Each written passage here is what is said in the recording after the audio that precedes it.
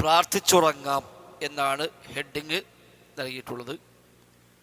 അതാണ് ഇന്ന് നമുക്ക് പഠിക്കാനുള്ളത്. കഴിഞ്ഞ പാഠത്തിൽ പ്രാർത്ഥനയ്ക്ക് അല്ലാഹുവിൻ്റെ ഉത്തരമേകുന്ന വിവിധ വഴികളാണ് നമ്മൾ പഠിച്ചത്. ഒന്നിൽ പ്രാർത്ഥിച്ച കാര്യം അങ്ങനെ തന്നെ അല്ലാഹു തആല നമുക്ക് നൽകും. അതല്ലെങ്കിൽ അല്ലാഹു തആല അവന് ഒരു മുസീബത്ത് അല്ലാഹു ഒഴിവാക്കി കൊടുക്കും. അതുമല്ലെങ്കിൽ അവന് നാളെ പരലോകത്തേക്ക് ആ ദുആ അല്ലാഹു തആല മാറ്റിവെക്കുകയും അതിന് പ്രതിഫലം നാളെ പരലോകത്ത് നൽകുകയും ചെയ്യും എന്ന് പറയുന്ന ഹദീസാണ് കഴിഞ്ഞ ക്ലാസ്സിൽ പഠിച്ചത്.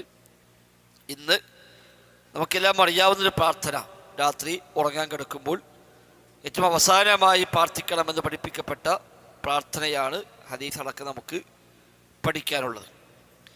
വഅൻ ബറാ ഇബ്നു ആസിബ് റളിയല്ലാഹു അൻഹുമാ ഖാല ഖാല ലി റസൂലുള്ളാഹി സ്വല്ലല്ലാഹു അലൈഹി വസല്ലം ഇദാ അതൈത മൽജഅക ഫതവല്ല വുദൂഅക ലിസ്സലാ ثم التجر على شقك الأيمن وقل اللهم أسلمت نفسي إليك وفضلت أمري إليك وألجأت ظهري إليك رغبة ورهبة إليك لا ملجأ ولا منجا منك إلا إليك آمنت بكتابك الذي أنزلت وبنبيك الذي أرسلت فإن مت على الفطرة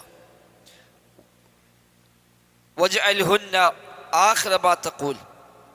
قال البراء فرددتها على النبي صلى الله عليه وسلم فلما بلغت اللهم آمنت بكتابك الذي أنزلت قلت ورسولك قال لا ونبيك الذي أرسلت.